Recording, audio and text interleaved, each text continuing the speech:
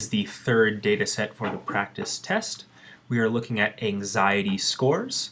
The description is that Christy, a researcher, is interested in investigating whether husbands and wives who are having infertility problems feel equally anxious. She obtains the cooperation of 24 infertile couples, and then she administers the infertility anxiety measure to both husbands and wives. So that's what we have here in the data set. Since these are couples, they're obviously paired, so we're going to be running a paired samples t-test.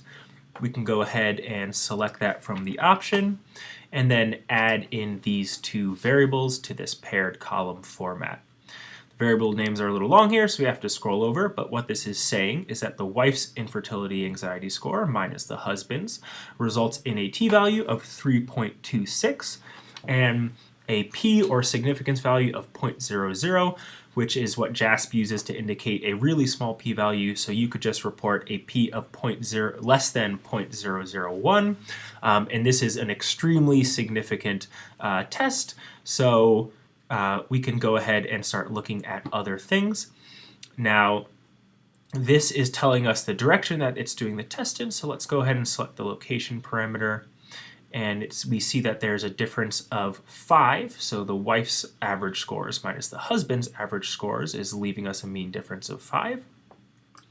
We can look at the descriptives, and we see that there is a mean of 62.5 or so for the wife's infertility score and 57.4 for the husband's infertility score.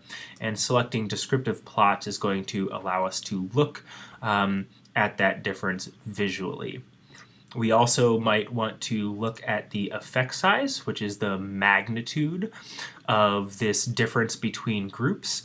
In this case, we have a Cohen's d, that's our magnitude estimate of 0.66. So we would refer to that as a medium to strong effect size. So this is a pretty reasonable difference in between these infertility scores that we're seeing on the test.